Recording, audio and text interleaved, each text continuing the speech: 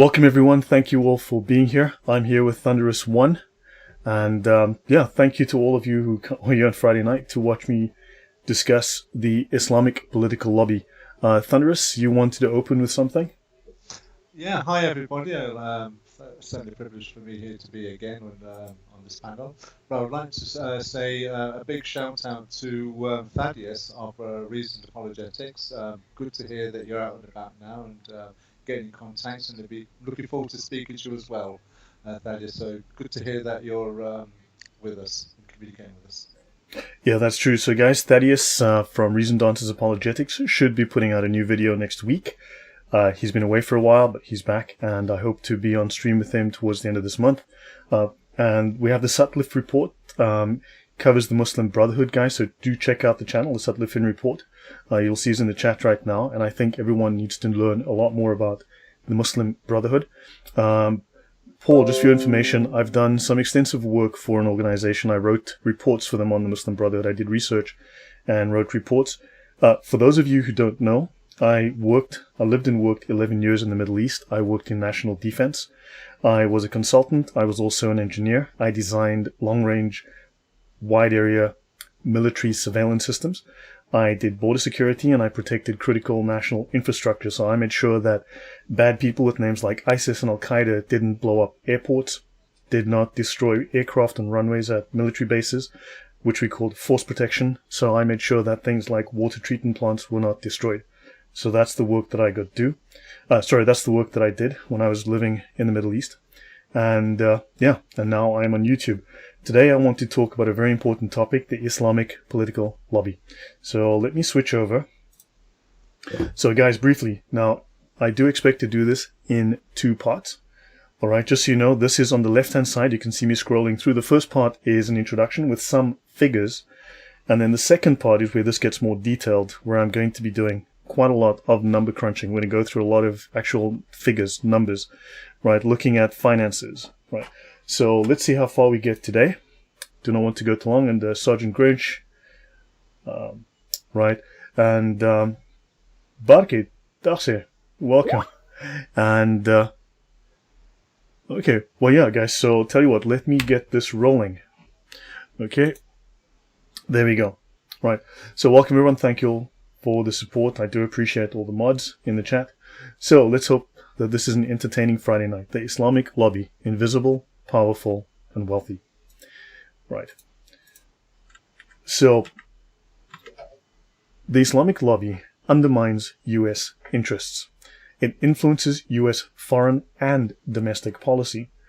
It wants the destruction of Israel, and it spends billions of dollars on university influence dawah.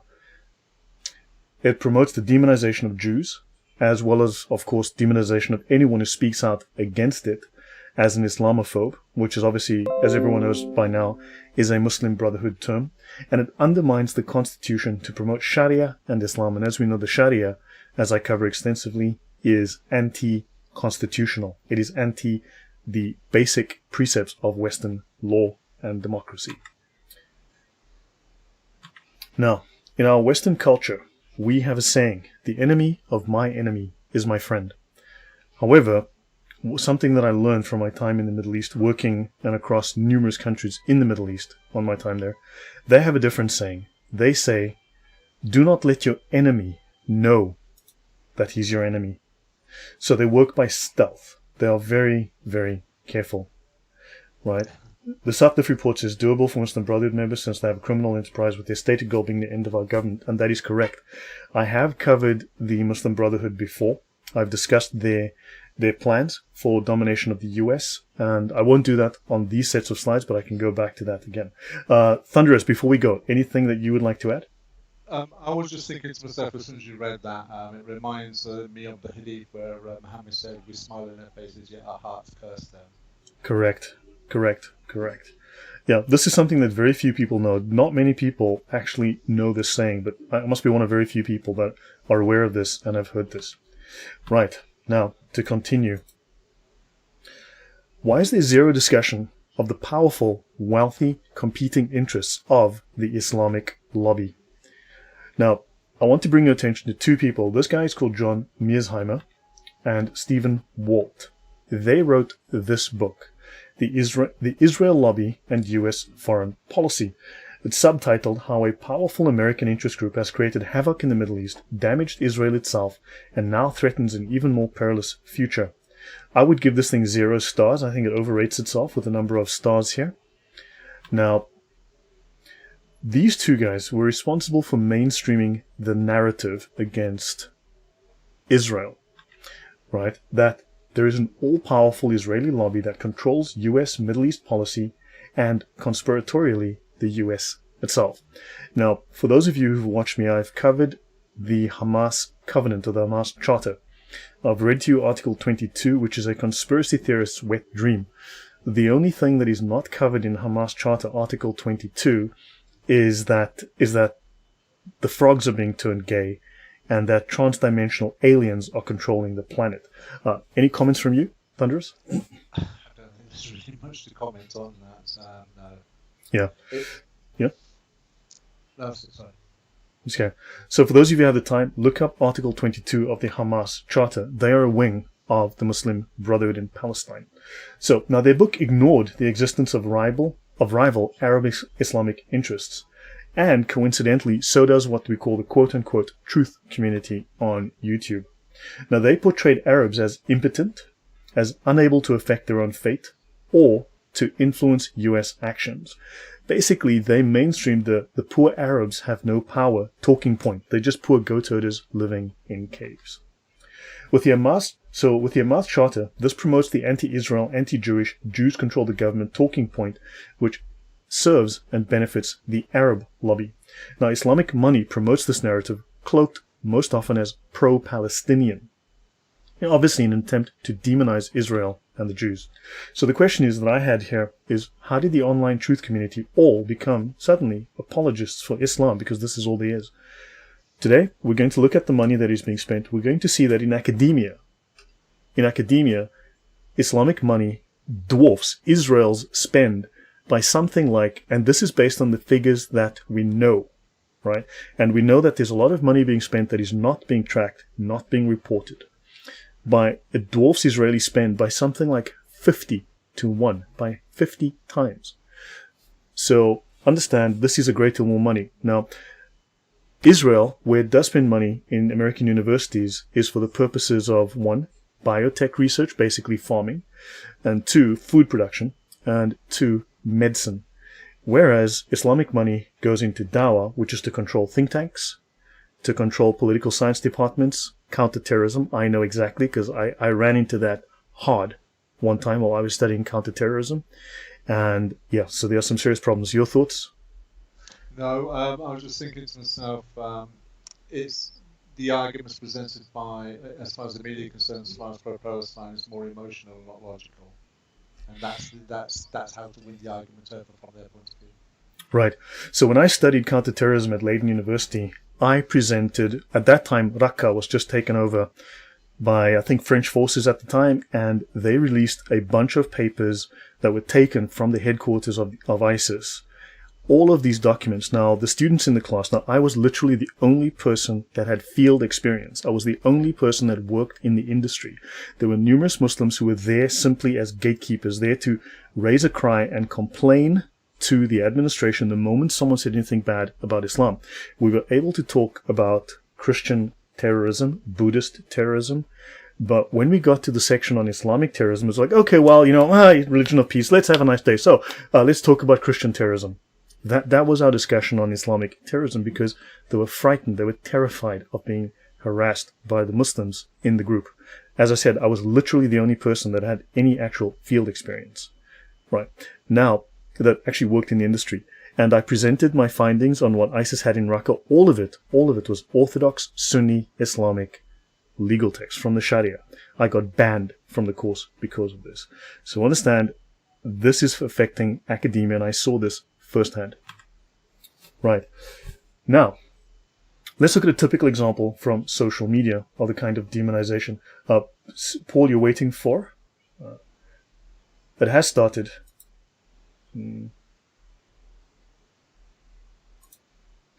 Sorry, Paul, is there... yeah, I have started. Is there something that I am missing?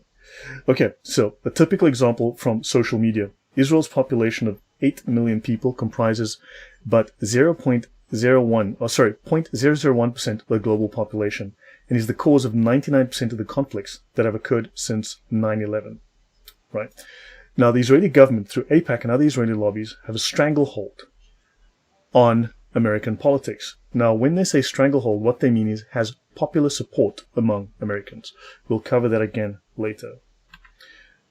They claim that they have a stranglehold on all branches and levels of the American government, that 96% of the 6 major Western news media outlets are controlled by them, and they totally control US foreign policy in the Middle East and elsewhere.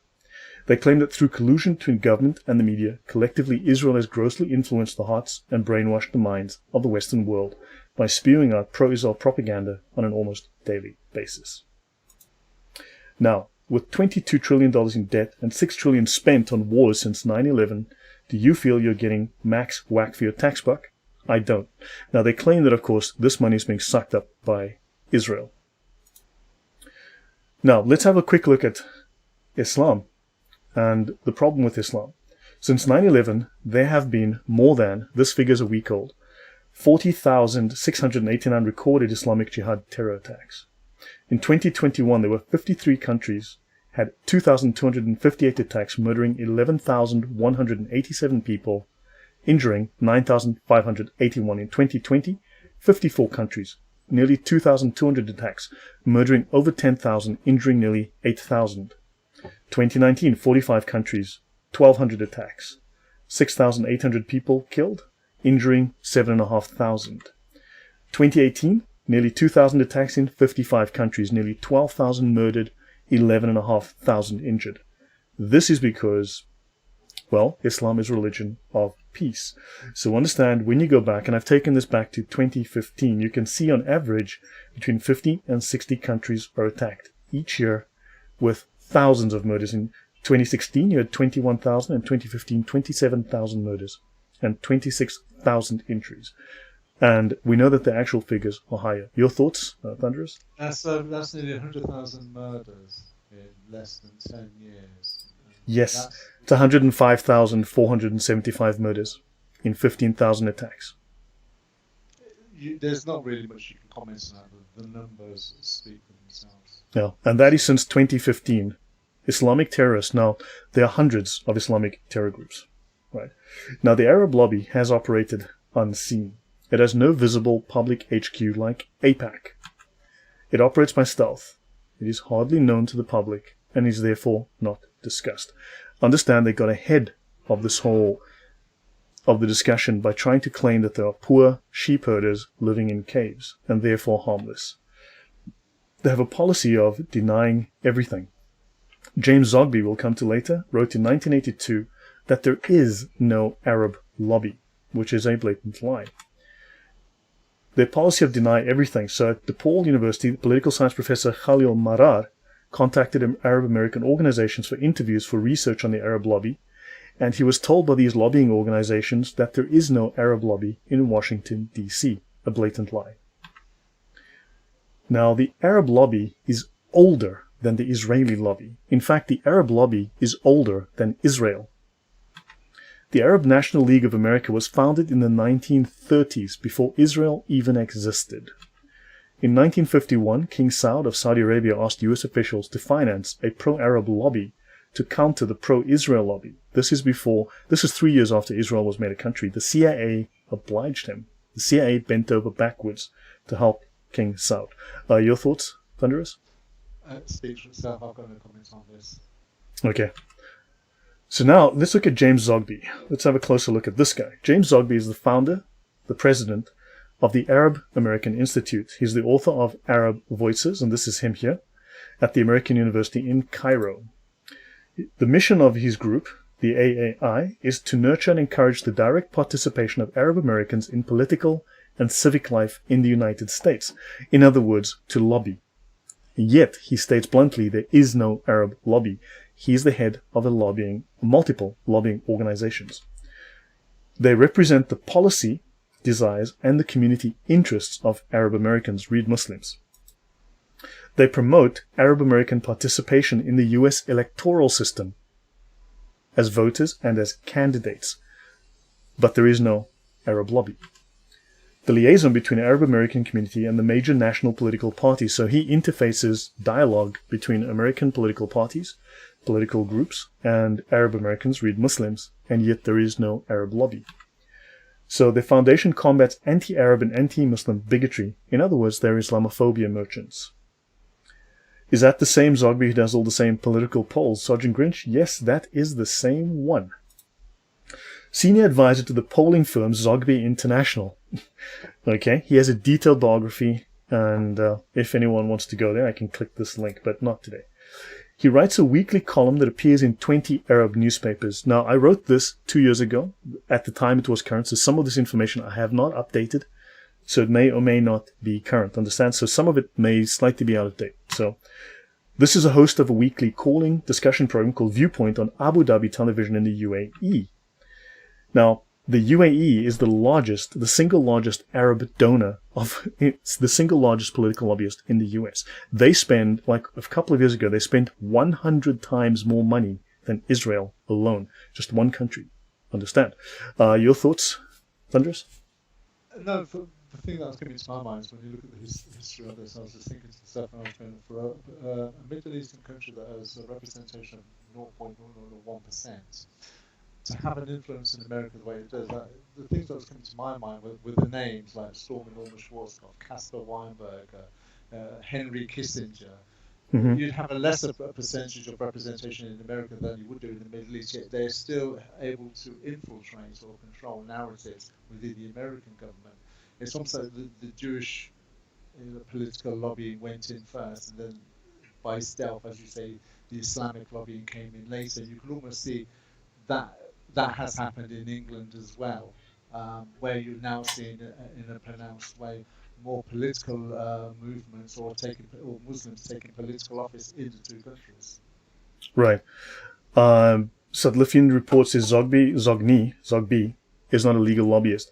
He doesn't have to be a legal lobbyist. He provides contacts. He uses influence. Understand? So I think Rockefeller was the one who made the statement. He says, when he stated he doesn't want to own things, he wants to control them.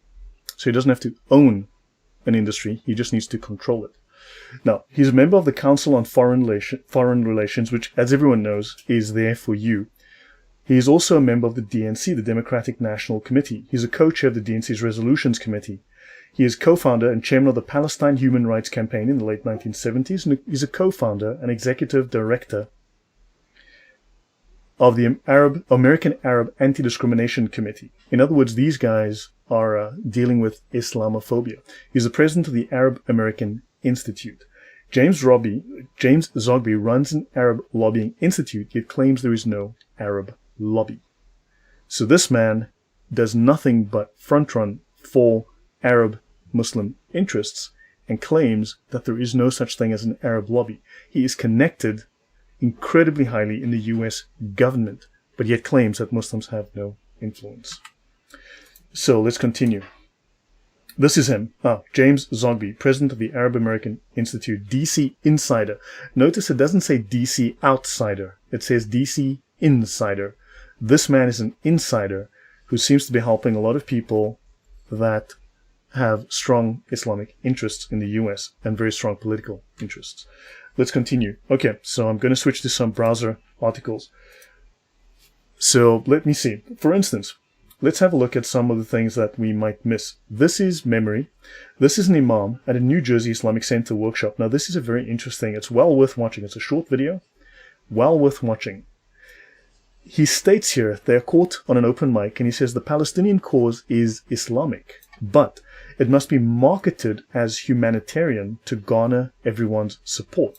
He then praises the BDS movement, right, which is the boycott of Israel, and he says Israel is likely to cease existing within 50 years. So understands, he says it's an Islamic cause, that Palestine wants to destroy Israel because it is Islamic. Not because there's aggression from Israel, but because they have an Islamic motive. Remember, they have to destroy the Jews. They have to take the land of Israel back. However, they're marketing it as humanitarian. So this already shows some of the deception. and it's well worth watching when you have a chance. Okay, on this memory of Imam at New Jersey Islamic Center. Well worth watching.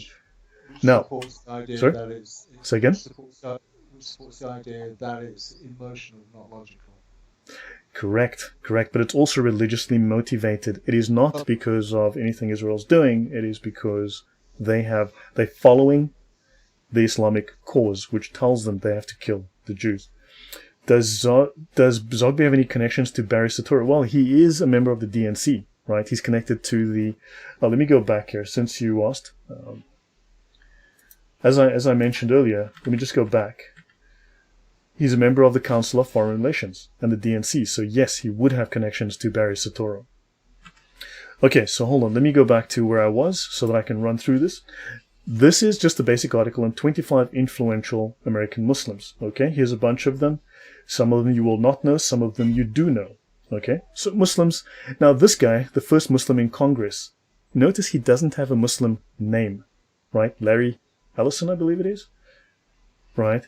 So he doesn't have a Muslim name. So the question is, how many? Now I've shown you previously, about a month ago, I showed you an article which talked about conversion to Islam in the US pre-1970s, but the article actually went back to about the 1860s, and it discussed conversions by white and black people to Islam. But these are conversions you're not aware of. So how many? Now, I can tell you, when I worked in close protection, I was at one time the bodyguard for a very well-known black action star. Let's leave it at that. I worked for a while as the bodyguard for a well-known black action star who had secretly converted to Islam, and numerous of the black entertainment world, I was told, had converted secretly to Islam. Okay, so you don't know how many of them are loyal to the Islamic cause, but you don't realize because they haven't changed their name to Muhammad. Now, of course, you know about this woman. She escaped war and ran for office. You, of course, know this guy oversees U.S. intelligence. He's a Muslim, right? Understand there are people here. And, of course, there's Rashida Tlaib. And this guy, of course, worked for CNN, highly placed in social media, and, of course, ate human brains and went nuts. The U.S. city run by Muslim Americans. Is there a Muslim city? Is there a Muslim city that is where a bunch of, I don't know, Chicagoans ran in there and decided to take over, make it Christian? I don't know, but understand, they are taking over entire cities. This is happening in the UK. This is happening in the US. Your thoughts, Thunders? No comments on. I was just looking at XYC's comments. Your audio's weak again, Thunders. Your mic. Is that any better? Yeah, but a little bit. Can't go on. So XYC was commenting about the Nation of Islam, but I don't think the Nation of Islam in any way has any credibility or influence. No, they do not. But the Nation of Islam has a propaganda arm. It has a propaganda arm, but it's, in reality, in the Muslim world, it's perceived as being a joke. Correct. Here they talk on Hamtramck, Michigan. Okay, but understand, they're telling you that this thing is becoming Islamified. Right, let's have a brief look. So, North Korean and Palestinian protesters scream death to America and death to Israel. So, all of those people that love themselves, some Palestinians, don't realize that Palestine does not love them back. Okay, let's have a look. 10 years of lobbying. The Qatari lobby's operations before and after the blockade. So, some brief information here. Doha has realized that in order for it to become an influential actor in the region, it needs to secure itself in the world's capital, Washington. Hosting Al Udeid Air Base, the largest U.S. military base in the Middle East. I've been on Al Udeid numerous times. I used to work there quite often. And notice it mentions here in this article the Emirati lobby, the biggest spender and the largest Arab one. As I said, 1 year, they dwarfed the Israeli lobby spend by 100 times. Okay, so it exists. We're going to go into more detail on this. The Emirati lobby is the biggest spender and the largest Arab one. The history of the Emirati lobby in Washington. So these guys spend a pile of money. They get a lot done. Okay, so let me see. The Emirati lobby's disclosed payments in Washington have amounted to a bunch of money. Okay, now Qatari adds U.S. lobbying muscle after Saudi rift and Trump snub. They've hired 7 prominent firms to do lobbying and consulting work in Washington at a combined rate of $186,000 per month. Okay, this is spent with a bunch of companies, but of course the new figures notice, still underestimate Qatar's total spending because they come in addition to the more than a dozen groups contracted by Qatar before 2021. So this is a very, very wealthy nation of 2.8 million people that is spending a ton of money to gain influence. Let's have a look. The new documentary highlights Qatar's role in sponsoring global Muslim Brotherhood education institutions in Europe. Now, under President Trump, things got a little difficult for these guys, so they went to Europe. They started sponsoring, they started moving into universities. They're putting money into think tanks, into universities, like I said, think tanks, counter-terror training, and those counter-terror groups and those think tanks are producing idiots. Now, the rift, they want to claim that, of course, the Saudis nasty, but of course these guys are collaborating with the Muslim Brotherhood, they're collaborating with Iran, right? Qatar's growing lobby efforts. Los Angeles businessman imprisoned for influence scheme claims decades of CIA relationship. Sorry about that. Let me just go back. So last month, Global Influence Operations reported on the imprisonment of this man, an LA businessman, in connection with a massive political influence scheme. This included unregistered lobbying. So Bente J said, it is clear our government already sold us to these Islamists. Well, you should see some of the articles I'm going to bring up later, which says, has Qatar bought Washington, for instance? Your thoughts, Thunderous? No, the first thing I was thinking of, just going back to your comments about their infiltration, it kind of reminds me in the 70s and 80s when the Arab money, before they started doing this sophisticated way of influence, they were actually taking scientists over to Saudi Arabia or India, and that is non-Muslim scientists, and trying to have the non-Muslim scientists, by flattering them, taking them to hotels, having them stay in expensive resorts and such, and then almost giving them a script to read. Correct. To try and say that there was an Islamic scientific corroboration between the Quran and science, having them read a script in support. But obviously, since those days of the 70s and 80s, the Islamic influence has become a lot more sophisticated now, and is doing it by stealth in this manner, rather than overtly by using the sciences. And there's a comment in the chat as well by Bente J. We need a muscular Christianity, if not, so we should be overrun by these Muslims. Can I just say, Bente J, if you just read Matthew 6:33 and then Daniel 2:44, that is the only way. Daniel 2:44. The God of the Bible speaks for itself. Right. On the question of XYZ and the Nation of Islam has a propaganda arm. They call it a research arm, and they put out books. For instance, one of the books they put out is the relationship of the Jews and their mistreatment, slavery, and ill treatment of blacks. It is generally a pile of trash, written by, well, they don't tell you who wrote it. It just says the Nation of Islam wrote it. So that you don't know who the authors are. And, however, it tries to foment a distrust, obviously to create social tension.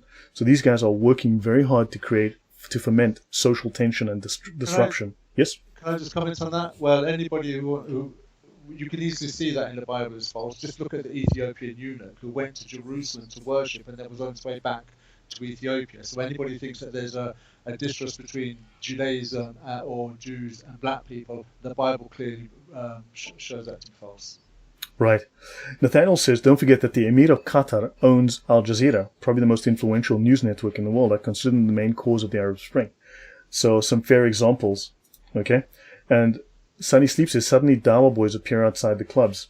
Now, to continue with this, because it's fairly lengthy, but so I'm going to go through at a relatively fast pace. The role of Arab oil money is ignored. It is older than the Israeli lobby. It started with the Arab National League of America in the 1930s. I've mentioned this, how the CIA obliged King Saud of Saudi Arabia, who wanted to compete with the Israeli lobby. The Arab lobby is a group of 21 Islamic states plus Palestine, or Fakistan as I tend to call it. It is Saudi-led and dominated. It is represented in the US by oil interests, defense contractors, and corporations with commercial interests in Saudi Arabia and the 21 markets that we've mentioned here. Now, the Pentagon.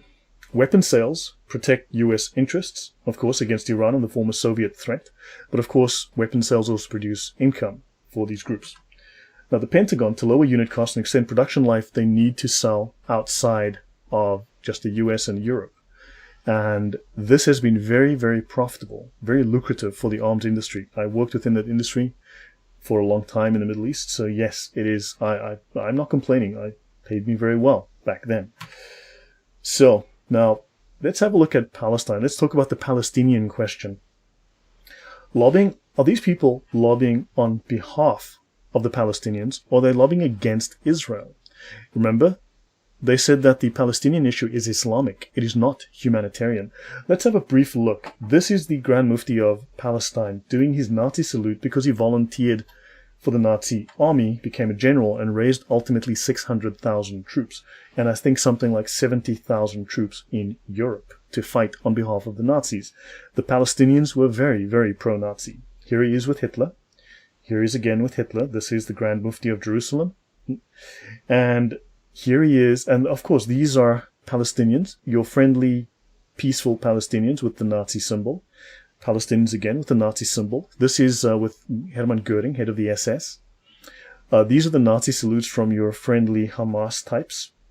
Here he is again with the senior Nazi staff. Of course, these are pictures from Palestine. And this one is the flag of the Nazi youth of Palestine. The Nazi youth of Palestine. The Palestinians are not useful proxies. Yes, they are. That is true, but the Palestinians are also living in an Islamic theocracy. They are following the Sharia, and therefore they are wanting to do exactly what Islam tells them to do. Right? Now, Arafat was trained by the German werewolves. Yeah, well, red-green axis, as Paul said earlier. Now, understand, so now let's have a look here. Arab youths found Nazi club in Haifa, probably just an accident. Probably just a total accident that these Arab youths founded a Nazi club in Israel. Just sheer accident. Okay, let's have a look. Nazis affiliate with Arabs to boycott Palestine goods. So the Armed Extremist Arab National Youth Organization, they should have called it the Armed Arab Religion of Peace Movement, threatened the boycott of Arab merchants who bought Zionist goods from Palestine. So they threatened their own. Okay, yes. Good point by Sutliff there. Let's not forget the Palestinian Hamas Nazi kites used to start fires in Israel. Exactly. So here they threaten their own who would do commerce with Israel. So they are threatening peace and commerce.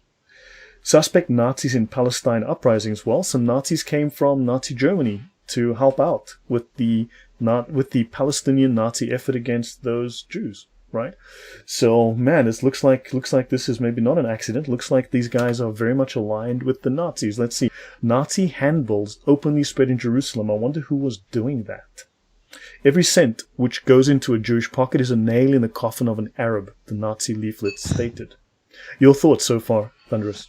No, I just smiled at that. That's just ridiculous. Okay. Yeah. So let's continue. Hassan al-Banna builder. Right? Hassan al-Banna was a Freemason as well as a Sufi. Understand? They run the largest Islamic secret society, let's call it that. And of course, the Muslim Brotherhood was responsible for starting or inspiring the creation of at least 200 Islamic terror groups. Right? Now, swastika on Arab oranges displeases Berlin Aryans. So oranges were being sent from Palestine to Germany, and they were wrapping the oranges individually in swastika, papers with swastikas printed on them. Just a sheer coincidence. Those Palestinians weren't Nazis. It's just. Do you think it was just an accident that they were so Nazi friendly, Thunderous? No, of course not.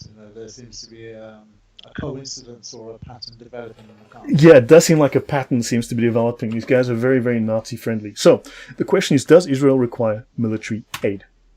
Israel has peace treaties with only 2 of its neighbors.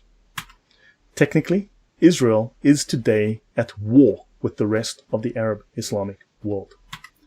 Iran is openly hostile. Now, for those of you who've watched my show for a while, you know that I've read through the preamble to the Constitution of the Islamic Republic of Iran. Notice I didn't say the Buddhist Republic of Iran. And those of you who've watched, you will know that the Islamic Republic of Iran quotes the Quran and states that they need to make ready all their steeds of war and all tools and implements of war, because they need to export their revolution, their Islamic revolution, to the entire world. And the Iranian Revolutionary Guard Corps doesn't just defend the borders of Iran, it spreads through active operations, influence operations, it spreads the Islamic revolution to the entire planet. They have global aspirations, global political aspirations. So, Iran is openly hostile. Given the risks and threats, Israel must continue to maintain a strong defense. When I spoke to the former head of procurement of the UAE army, he told me that in their war plans, best case scenario, absolute best case scenario, if the Iranians decided to attack the UAE, they would overrun the country within 2 hours. He said that was absolute best case. He said their standard scenario was in under 1 hour. They would subdue the entire country. The Iranians could invade and take over the UAE in less than 1 hour. This is why you find massive US troop presence in countries like Bahrain and Qatar. Okay, yes? Can I just ask a question? Yeah. What is the size of the Iranian military army? I remember reading a report several years ago that it could be up to 200,000. I'm not certain, but they mustered a large army when they were fighting with Iraq. They're a smaller population, but they had a larger army and difficult terrain. So yeah, I'm not sure what it is. Yeah. So yeah. UAE is just 7 cities. Yeah, and I lived in the UAE for many years. I really had a good time there. It was good for me. So yeah. So now to continue. Israel is outmanned and outgunned by its enemies and relies on a qualitative advantage. There are, roughly speaking, 177,000 active Israeli troops versus a combined 2.36 million Islamic troops. Okay? So if that's 200,000, that's 2.4 million. That is a dozen times more troops. Understand, they're outnumbered roughly 12 to 1. Now, new weapon systems are expensive. Israel cannot afford them on its own. Believe it or not, Israel is not floating on oil. And aid from the United States is vital to its security. Sergeant Richard Lloyd, should the US protect these Arab nations? Look, I would say to some degree, yes. Look, I worked there. I used to do some fun stuff. Okay, I went to a lot of fun places, and I saw a lot of things I wasn't allowed to speak about at the time, or I'd go to jail. Let's put it that way. Qatar was terrified that Saudi would invade, and there was one time that Saudi did come across the border because of some issues, and in Bahrain, and this is why they have a large US presence there, to help the Saudis leave politely if things get a little, tense. So understand that there's a lot going on behind the scenes. There's a great deal going on behind the scenes. Iran, there was a time that, let's just say there's a lot of real estate in the Middle East. There's lots of little places. You can hide a lot behind a dune, including a full military airbase. Let's say that. And I designed the security systems for maybe some of these places. You never know. And what happened is that there was at one point a real, genuine fear that Iran would actually do something crazy. And I can tell you, at one time, when you come around a bend and you go over the dune and you see 50 F-35s, F-22s, and 20 B-2 bombers on a runway that shouldn't be there, they're all in England, right? For sure, they're in England. I'm in England right now with these dunes behind me.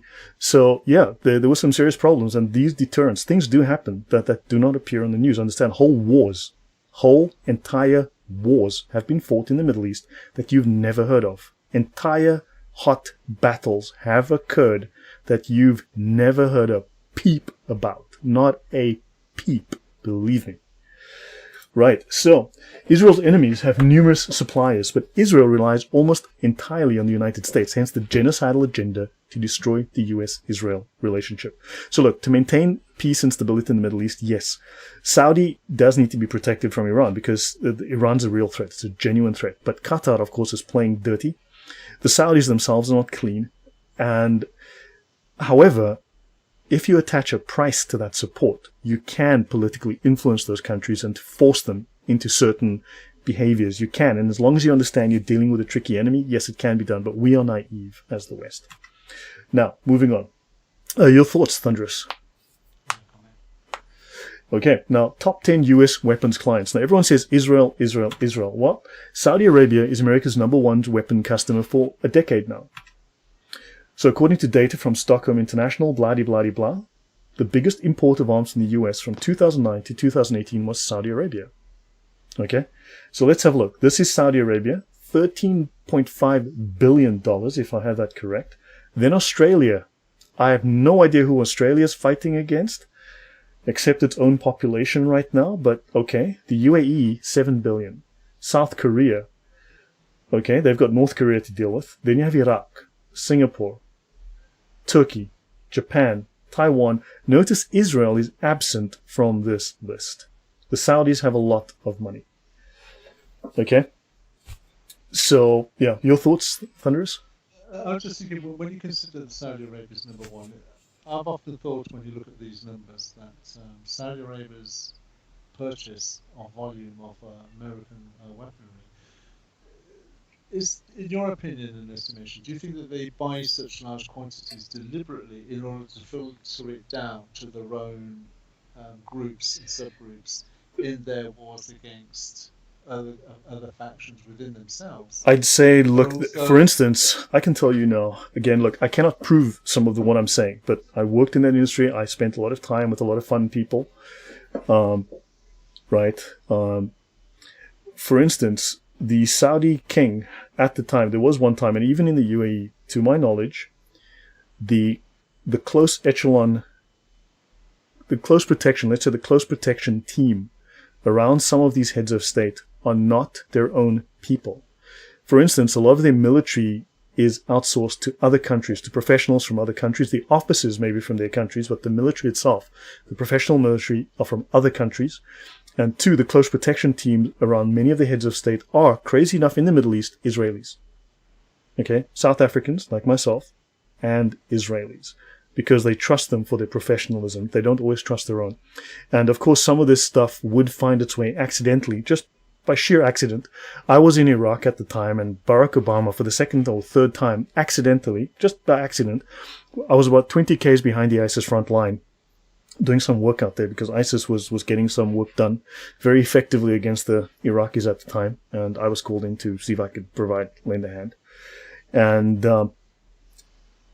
Barack Obama just accidentally landed a metric crap ton of arms on the ISIS side of the line, just by sheer accident. And he did that more than once.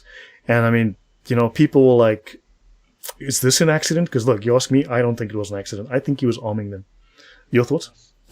No, I'm not a military man, but I seem to recall in my own thinking at the time that why was ISIS in a certain amount of number?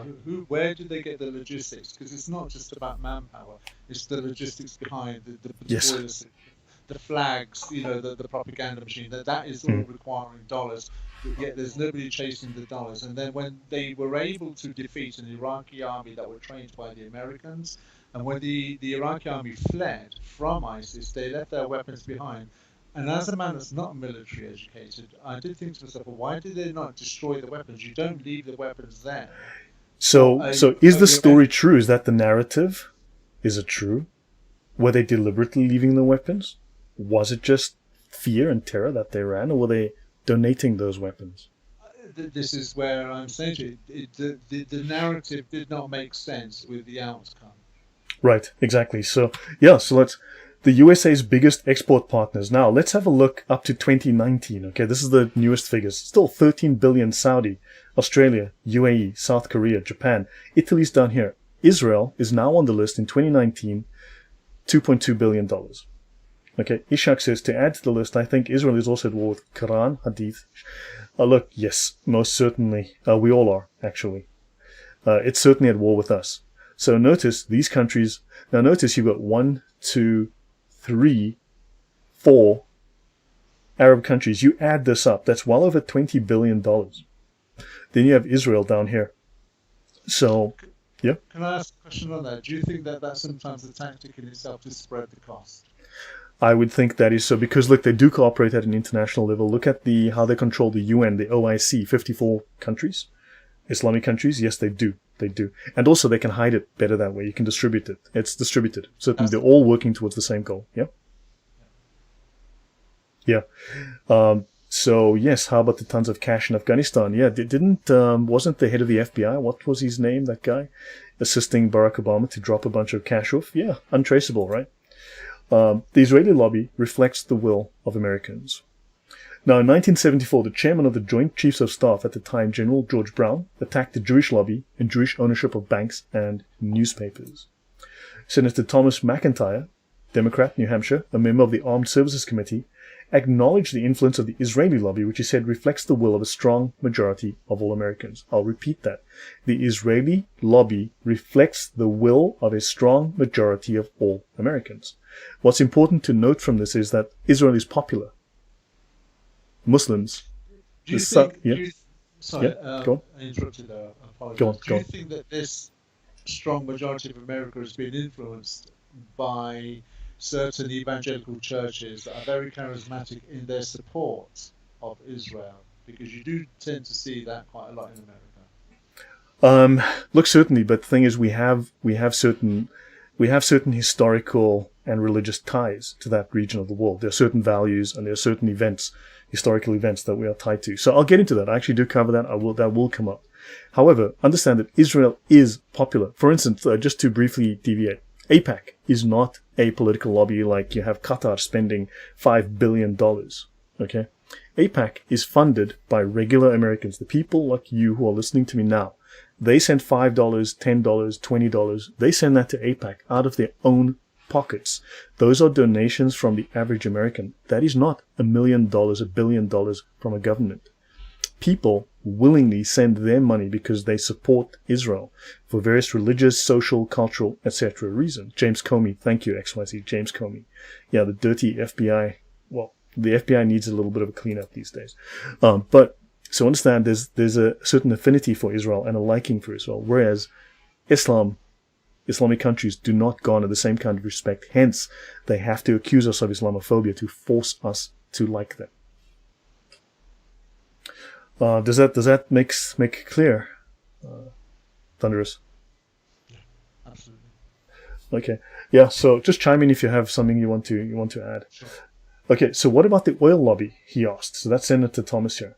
The influence of big oil is far more insidious and far more pervasive than the influence of the Jewish lobby. For oil and influence seep across ideological as well as party lines without public approval or support. Yes? The first thing I was thinking of is because when you consider the Jewish lobby is for a particular geographical location on Earth. That's it. They have no other agenda, in my perception of the way I've seen American politics. Whereas the Islamic influence is, as that point brings out, when you talk insidious and pervasive, to influence, which is something that you're going to be going into maybe in the latter part of this discussion, or maybe in the next discussion when we're talking about other fields of influence that are not necessarily just political. Correct. Yeah. So understand, hopefully guys, this is coming clear to you what actually is happening. There's a lot more going on here than we are aware of. And he said the Jewish lobby isn't in the same league as the general's own lobby, the Pentagon and the defense establishment. So understand, who is the Pentagon and the defense establishment selling the bulk of its weapons to? The Arabs. Where they're making a lot of money. Who would lose a lot of jobs? Who would be hurt if they stopped doing this? So understand, there's a vested financial interest from both oil and arms. Now, the Arab lobby versus AIPAC, in brief. AIPAC is domestic money. It is not international lobbying money. It is domestic money raised by American Jews and Christians, including Christian refugees from Lebanon who understand the Islamic threat and agenda, who support Israel. Sunny Sleep says, Obama is a Sunni Christian stranger. How? Yeah, he was into helping Sunni IS. Yeah, I was across there, man. People were scratching their heads wondering about that guy. So, now the reasons include religious and biblical heritage. This is why Americans and Jews in the US and others support Israel. Family heritage. Direct knowledge of the threat to Israel by the Arab countries. So that is AIPAC in a nutshell. Now, since the establishment, so the Arab lobby has worldwide reach. Since the establishment of Israel in 1948, the Arab lobby in large part is an anti-Israel lobby and has grown to include defense contractors and former government officials employed by 21 Arab states. Thunderous, people are saying it's difficult to hear you because, yeah, even I was struggling. I can't do anything more with my microphone than I am. It's been working fine. I'm going to boost the audio on my side as much as I can without distorting it. But yeah, it was good earlier, but I think there's a bad connection on your mic possibly. So, to continue, I've boosted it to minus 1.5 dB, so let's see. Ishak Ibrahim says, I don't know if you heard this. I heard that sometimes the government of Egypt secretly hire Israeli forces to assist them in fighting terrorists by launching attacks inside Egypt. Look, I can't verify that, but I will tell you this. Let's just say, I don't know, let's say you work for a country called Bananistan, okay? So you're a soldier, maybe in the special forces of Bananistan. And Bananistan, it needs a little bit of practice in this soldiering stuff, right? It needs a little bit of special forces experience. So what happens is the French, let's pick a fictitious country, one that doesn't exist. We'll call it France. We'll call it, I don't know, let's pick another fictitious group, the SAS. Okay, no one's ever heard of them. I just made that up. The SAS from Britain, right? Another fictitious country. They're going into a country to do a mission in, let's pick another fictitious country, Iraq. And what happens is the SAS have plenty of experience, and Bananistan needs to get some experience. So Bananistan says, hey, buddy, how about we do this mission? And, and what they do is the SAS says, okay, here, take our uniforms, take our patches, you guys go do this mission. And Bananistan puts on the SAS uniforms. Never happens. They go do the mission, and they come back and say, awesome, we had some great experience, where can we go next? And then, I don't know, Germans, the GSG-9 says, well, we got a mission in, I don't know, someplace. And then Bananistan puts those little patches on the uniforms, and then off they go. That's just hypothetical. It's entirely, totally hypothetical. Your thoughts on that, Thunderous? It's not a far stretch to understand that false flags are largely provocateurs. Yeah, it's not necessarily a false flag. It's just that they do these missions like this. Yeah, but true, false flags do happen. I agree there. Yeah. So defense contractors, former government officials, and corporations with business interests in the Middle East. In the Muddle East, I should have called it. Then there are NGOs, especially human rights organizations, that actively, with George Soros money, are trying to import the entire Middle East into Europe and America. Right? Which is just sheer coincidence, obviously. Right? Now, the United Nations, which is effectively run by two groups, the Chinese and the Muslims. Right, the OIC, the Organization of Islamic Cooperation, 54 countries. Shouldn't we use the term Muslim Islamic countries rather than the Arab countries? That is true, correct. The Arabs but the Arabs have the money. The Arabs have the pull, okay? So the United Nations, and there are resolutions ad nauseum, okay? So there's a standing joke in the UN about the OIC that they're always going to make a resolution against Israel. Okay, and then you have academics. They fund a lot of money into academia. They are buying minds. They are buying influence. They're doing influence operations, particularly from Islam-funded university Middle East studies departments.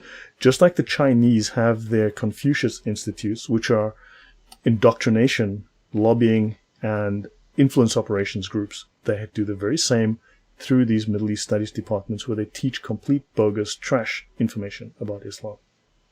Okay. So, Israel haters, and of course a significant percentage of the media and cultural elite who are anti-Jewish. And then of course you've got Christian anti-Jewish, anti-Israel groups cloaked as anti-Zionists. And then you have leaders and diplomats from 21 Arab governments and non-Arab Islamic nations. So they have a huge world. Last I checked, there's 54 Islamic countries and there's one Jewish country.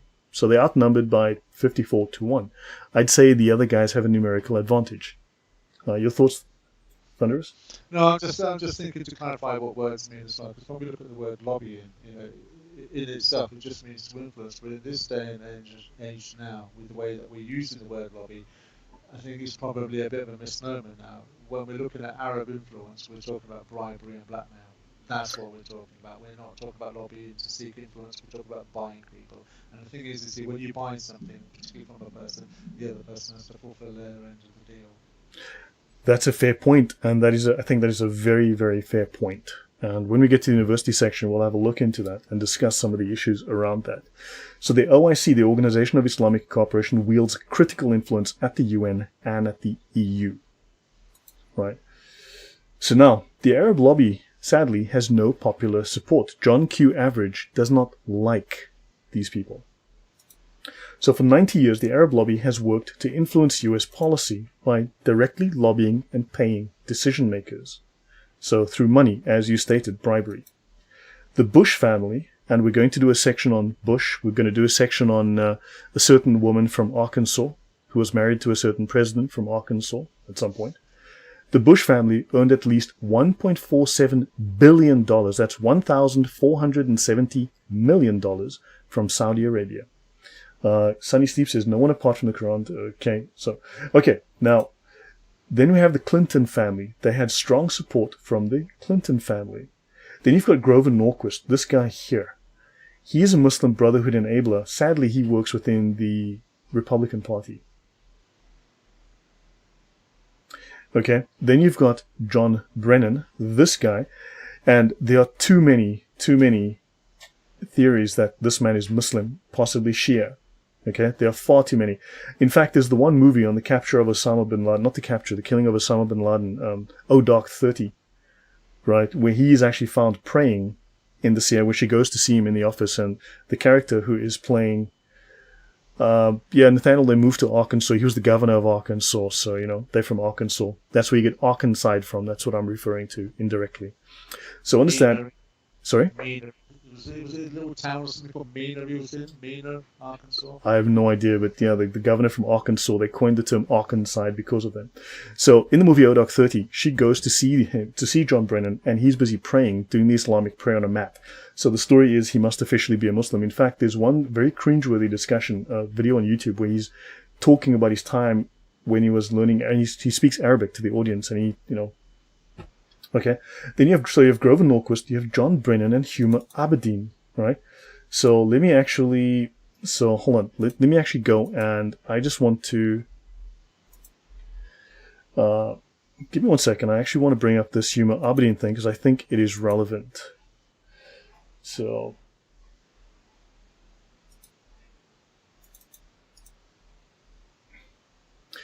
I'm going to deviate quickly. We're going to talk about Huma Abedin and her connections to the Muslim Brotherhood. So this is Huma Abedin. This is Hillary Clinton. You may have heard of her. She was named Hillary Clinton's shadow. Others have called her Clinton's surrogate daughter. Apparently she's very close, because Muslims have no influence in the government whatsoever. She was the vice chair of Hillary Clinton's 2016 presidential campaign. She served as personal assistant to Clinton's first presidential run in 2008, so she goes way back.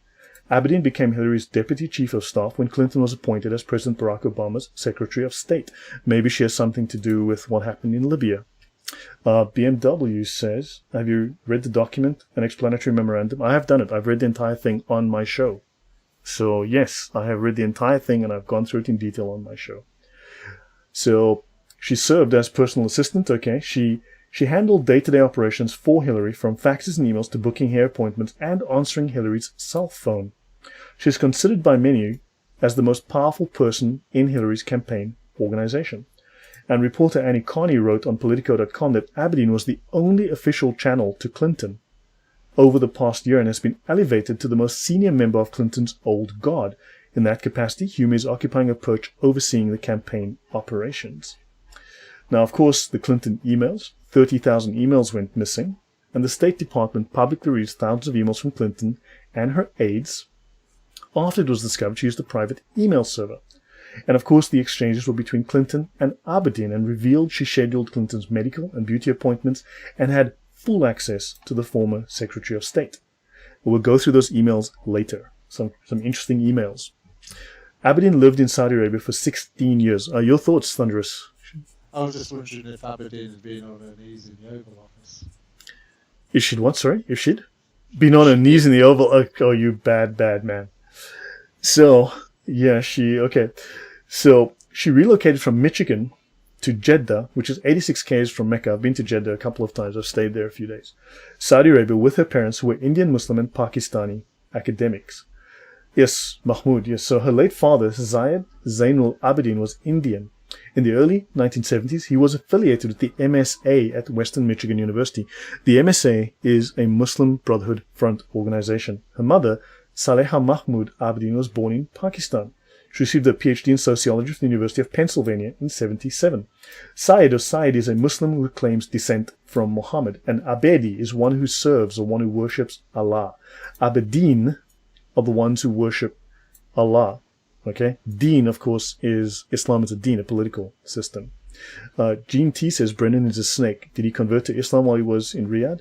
He has talked about the glory of the Hajj. Exactly. What was he doing in Mecca if he's not a Muslim? You know, I mean, there are legitimate reasons. Some of my colleagues were in Mecca to do some work. They did a CCTV surveillance system in Mecca, certainly. There are reasons you can go. I was not there. I was close, but not there. And, well, one has to wonder. Her father helped start an international journal called the Journal of Muslim Minority Affairs. She worked part-time at the journal between 1998 and 2009. She's a George Washington University graduate. This is important because George Washington University receives a huge amount of Islamic lobbying money. They take a lot of Islamic money. They're one of the prime spots where that money goes to turn people into pro-Muslim ideologues.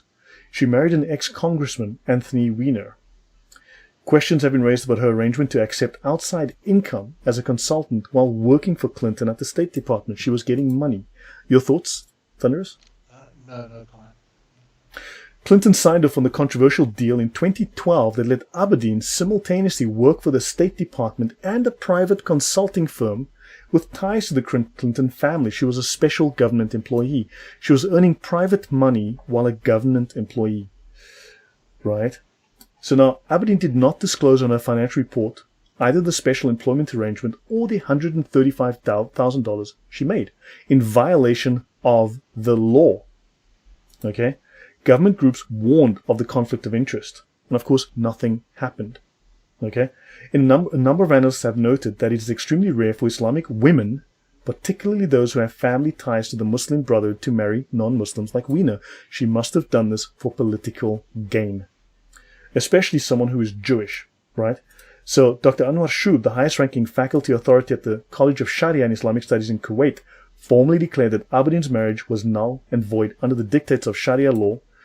Note there are those who regularly tell me that Sharia law A does not exist, which is insane, which explicitly forbids matrimony between a Muslim woman and an infidel. Okay? He classed it as adultery. And then, of course, let's have a quick look at this. How did Pakistan steal our top-secret info? So, the Awan brothers. We may have forgotten about those. People may not know this, but this was illegal. Thank you. Welcome, Paul Sutler. Thank you. So, yeah, DWS hired Pakistani Awan brothers as U.S. Capitol tech staff. Okay? They got them top-secret clearance access. They copied Congressman's data to Huma Abedin's server. Probably just a sheer coincidence. They transferred the data to a computer in Pakistan. Pakistan then donated millions of dollars in charity to the Clinton Foundation. Your thoughts, Thunderous? No comment. Yeah, so understand that this is clear sign. I mean, who knows what's going on here, but she's connected to this. The Clintons are connected to this. She should be in prison. Exactly. Hillary for prison 2022. So Imran Awan and his family were banned from the White House computer network in February 2017 after the House's top law enforcement officer wrote that Imran is an ongoing and serious risk to the House of Reps, threatening the integrity of our information systems. And a server containing evidence had gone missing, an entire server. Hillary was involved in this. Abedin was involved in this. As you can see, just coincidences, nothing to see here. Yes, Nathaniel, you've hit that nail right on the thumb. The Inspector General said server logs showed unauthorized access and procurement records were falsified. Imran Awan was Democratic U.S. Rep. Debbie Wasserman Schultz's top information technology aide. Good grief, he worked for the Dems. He'd split his time between several Dem lawmakers, most of whom fired him. Wasserman Schultz kept him on until he was arrested in July while trying to board a flight for Pakistan. Okay, let me continue and finish this. So Imran Awan pleaded guilty to bank fraud, but they found no evidence that he violated federal law with regards to House computer systems. I wonder how he got off. He got off on this. Okay? Debbie Wasserman Schultz failed to fire IT staff Imran Awan after he already stole property and wired nearly $300,000 to Pakistan. A House Office of Inspector General investigation determined that Awan and his crew, none of whom underwent background checks, no background. When I got hired for my job, they spent a year.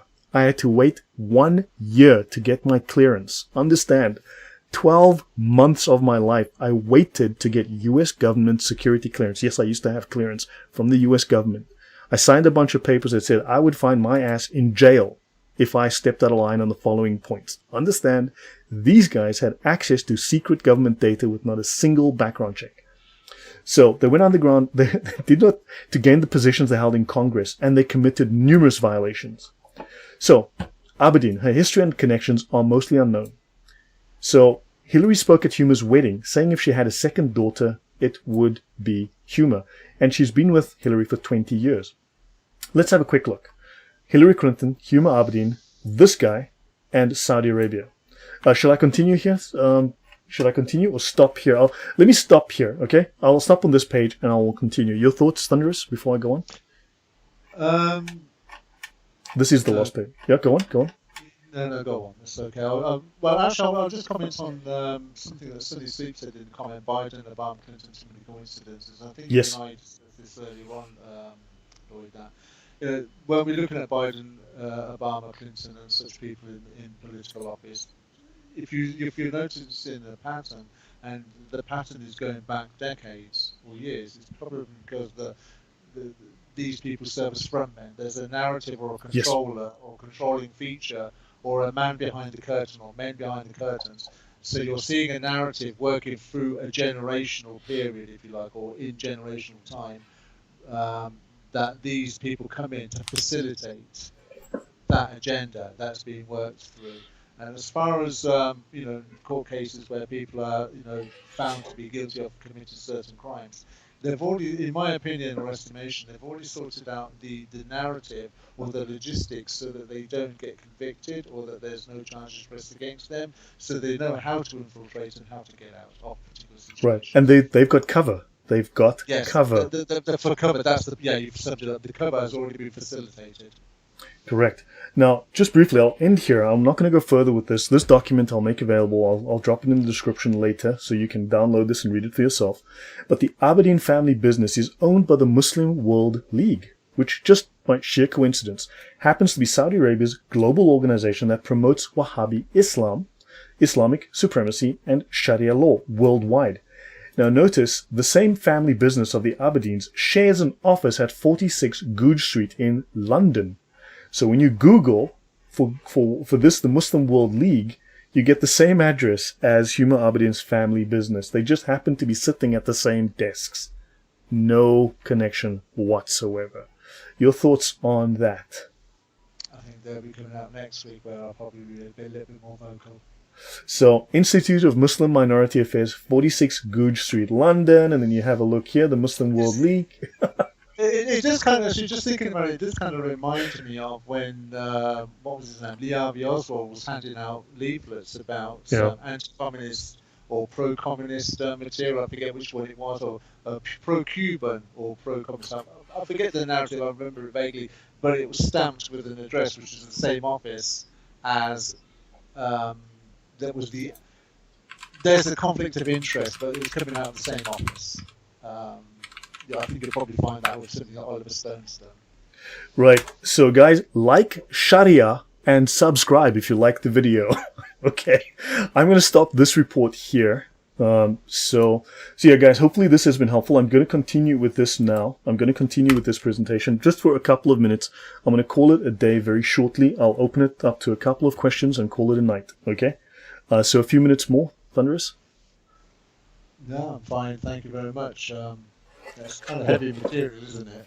Yeah. So indirectly, so we have some direct connections. I think I've just shown you now some very solid direct connections to the president. Okay, to the president's wife, Barack Obama, and others. But we're getting to that. Now they indirectly manipulate the media. They propagandize the American educational system to the detriment of national interest. Now, this is going to be something else, Muslim Brotherhood Part 2, propaganda and funding. I will go into that another time. Have I heard about the Islamophobic bill passed in the US by a certain woman who was a refugee from Somalia? Yeah, heard about that. So, they've sunk billions of dollars into universities for Islamic dawah since 2011. That's the earliest that I could find the funding numbers, okay? Because the numbers were forced to be reported at that time. They've placed their agents in the US government, amongst others Huma Abedin, who happens to be working, as we saw, for the Saudi Arabian government. She's a mole in the US government for the Saudi Arabian government. Right, now, Americans are pro-Israel, so we'll end here in a moment. Now, notice, US policy is pro-Israel because Americans are pro-Israel, not because of AIPAC. That is a lie. Okay? The whole AIPAC thing, right? US citizens like Israel. Therefore, they support Israel. It's not due to AIPAC's lobbying. AIPAC does not have a stranglehold. They like them. Excellent. Thank you, Ben Yosef. Ben Yosef has liked and sharia'd this video. So please sharia and like the video. Make jihad on that like button. Beat it blue, please. So, American sympathies in Mideast conflict. So understand there's huge support. Notice the Palestinian support is very low. Okay? Very, very low. 12% here. And neither, no opinion, but notice Israeli support, 64% of Americans, nearly 70% like Israel. Okay? So American sympathies for Israel match an all-time high. They don't like Islam. Okay? And no amount of lobbying is going to change that. Adrian Deku says, Shariad Rob Christian on a Discord I got banned was a Christian Discord. Oh, wow. Yeah. Well, look, yeah, that's a discussion for another time. So guys, I'm going to end here in a couple of slides. So give me a moment. I am going to see where I am. And okay, so I'm going to end in about 3 slides. The structure of the Arab lobby. So you have the Arab lobby, okay, which is really, technically it's the Muslim lobby, right? But it's really, that's funded mostly by the Arabs, controlled by the Saudis, right? And then you've got these Arabists, these pro-Arabists, right? Then you've got the oil industry and, of course, defense contractors. Then you've got the influence with the academics. The Arabists would be these are, let's say, academics and people in media and so on, business. And you've got former government officials. They hire a lot of former government officials. Okay? Then you've got Arab Americans, Islamic groups, and stupid Christians. Forgive my French there, but stupid Christians. Now, Muslims, do they have no money and no power? Well, let's find out. So, a man called Dennett says in 2017, they contacted every single senator. So this is a very interesting report. The link is here. So this is a group. They contact every single senator as well as all those who are on the appropriations committees. He did some research. Okay. He says the Muslims contacted every senator as well as those who are on the appropriations committees, the foreign affairs committees, and the armed services committees multiple times. Those who are directly making decisions about whether or not arms deals, multi-billion-dollar arms deals, are going to go through with the government. But the other side of it is a massive PR campaign, and that's very much focused on pushing Saudi Arabia's reform agenda and portraying them as a valuable ally within the Middle East. So they have been phoning everybody. Carl Brown says, I don't mean to be that guy, but all this talk of money flowing around reminds me of the Bible verse, the love of money is the root of all kinds of evil. Yes, correct. Iran has no money. Money talks in DC. Well, XYZ, you'll be happy to know that the official amount of money spent on lobbying by Iran up to like 2019 was $86, if I remember. $86 in 10 years. They don't have a lot of money. They spend $10 a year, for the last 10 years. $10. That's probably not true because that money's not recorded. They wash that money. You see, if it's paid directly, that's got to be recorded. But if you give it to your cousin Joey, who gives it to his friend Jimmy at the bakery, who then donates it, you see, then it's internal American money. They can send $1 billion. It doesn't have to be recorded because it's all internal. It's not foreign lobbying money. Yeah? It's called layering. Right. The tactic is called layering. Yeah, excellent. Thank you. So, guys, we'll end in a minute, okay? So, the Arab lobby in America and influence over the US. We're only going to do a couple more slides. So, lost in all the controversy over the mosque is the fact that the Arab lobby is one of the strongest in America. Even stronger than Israel, says a controversial new book by Alan Dershowitz on how Arab governments influence U.S. politics. It's time to silence the Saudi lobbying machine in Washington. If Saudi Arabia murdered a Virginia resident, the kingdom must pay, that was Adnan Khashoggi. But let's just say he wasn't exactly a good guy either. According to a new report from Foreign Influence Transparency Initiative, firms under the Foreign Agents Registration Act have reported receiving more than $40 million from Saudi Arabia in 2017 and 18. Saudi lobbyists have contacted Congress, the executive branch, media outlets, and think tanks more than 4,000 times. Saudi Arabia has amassed one of the largest and most well-funded influence operations in the US, pumping cash into think tanks and elite American universities across the nation. Saudi hired lobbyists give millions to influence US Congress because they broke and don't have money. They just goat herders living in caves. Saudi prosecutors said Jamal Khashoggi was killed, blah, blah, blah. The Saudis have poured money into lobbying for decades. This, according to Time magazine. What makes the US-Saudi relationship so special? Weapons, oil, and an army of lobbyists. Because again, they're broke, they don't have money, they're just Stone Age goat herders living in caves. Right, so guys, I'm going to end up, once I finish the set of slides, okay, I will finish this and we'll continue another day. US lobbyists continue working with Saudi Arabia after Khashoggi killing, and the lucrative relationship is unlikely to die anytime soon. That didn't faze them. The royal touch, the Saudi lobby juggernaut. And let's have a look. Diplomatic crisis spotlights Saudi Arabia's spending in Washington, lobbying firms, think tanks, and investors all coming under scrutiny over their ties to the Saudi kingdom. Khashoggi is shining a spotlight on how integral the country and its cash have become to Washington, with lobbying firms, think tanks, and investors. Don't forget universities.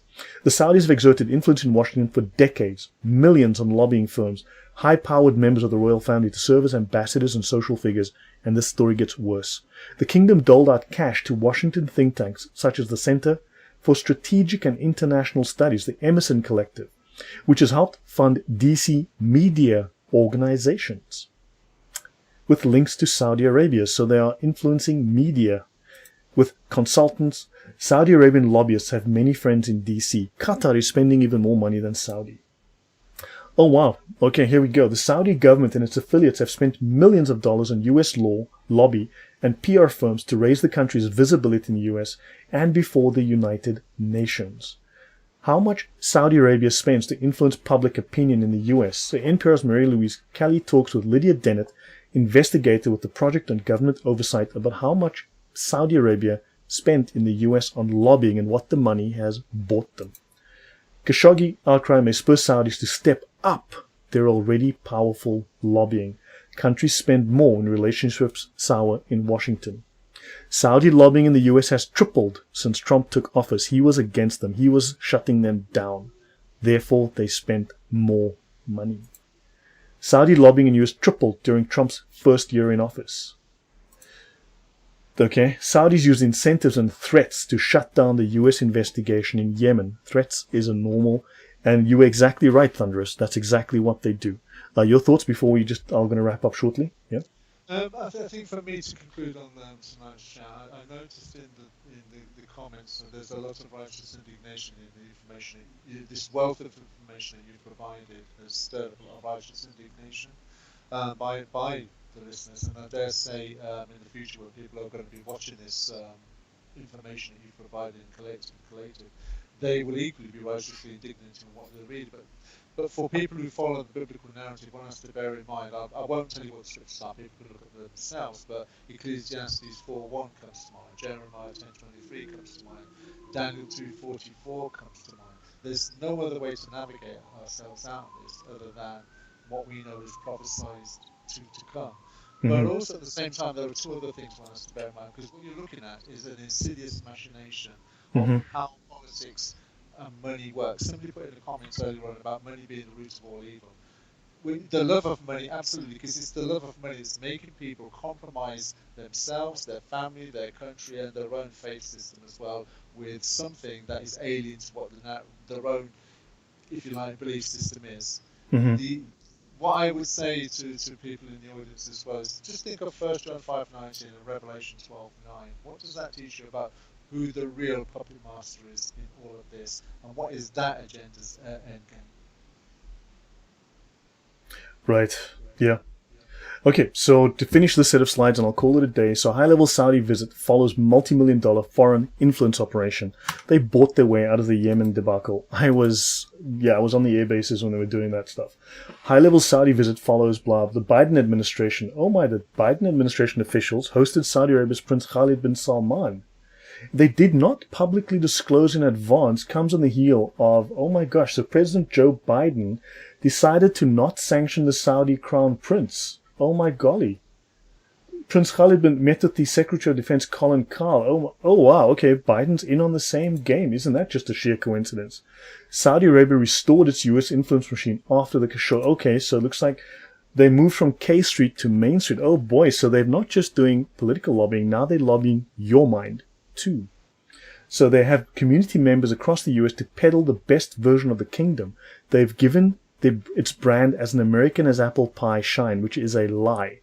Understand, these guys have bought Washington and now they're coming to buy you. Right, so Ishak says, Israel attacks in Egypt was published in the Times of Israel. Other than the title is called Israel says will lend a hand in Egypt's fight against Islam. I have no idea what that's about. Okay, so guys, this is the last slide. I'll end here tonight.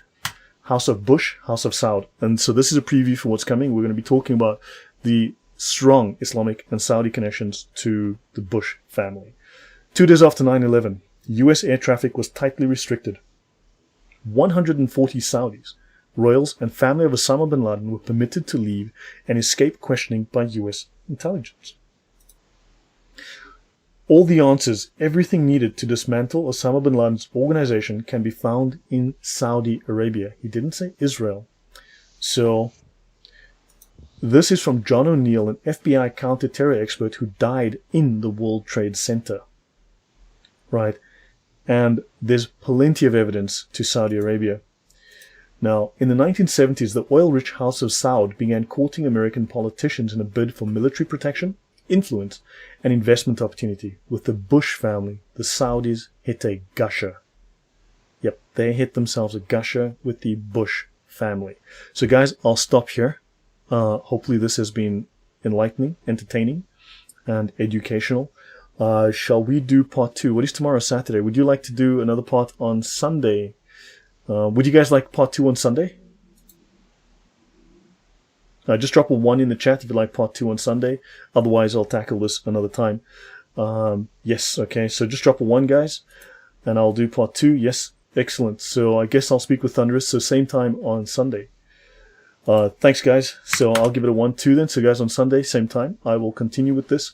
And we'll start discussing the connections to the Bush family. We'll go into the Clintons. We'll go into how they are manipulating universities. All right, guys. So please give it a like. Give it a sharia. Give it a, So, guys, thank you very much. So yeah. Good. Sorry. That's so good. All right, guys. Appestate Russ, thank you. You guys are very welcome. Thank you, guys. Please support Thunderous's channel. The link is in the description box. That PDF I showed with Huma Abedin, I will link that in the description box as well. And, guys, I hope this was helpful and useful and interesting. Yes? Final word to you. I just want to say to the audience and anybody listening, I think it's very commendable that Lloyd goes to the great lengths that he does to gather all this information, put it into a sequence, the PowerPoint presentation, and then allows the audience and the listener to have an opportunity to download the information for themselves. When you consider that other apologists don't do that with their information, but Lloyd does. I think that's a testimony of Lloyd as a person, that he allows the opportunity for other people to have access to the information he collects together. That's fair play to you, mate. Yeah, so guys, I do share all my information. As you do know, I give it away. I want you guys to check it. I want you guys to look at it, learn from it, use it. So guys, thank you very much. Ben Yosef, good to see you. Let's catch up again and see you and I have another chat again soon. Everyone, thank you very much. And I will see you guys in a couple of days. Thank you very much. Have a good night. Bye-bye.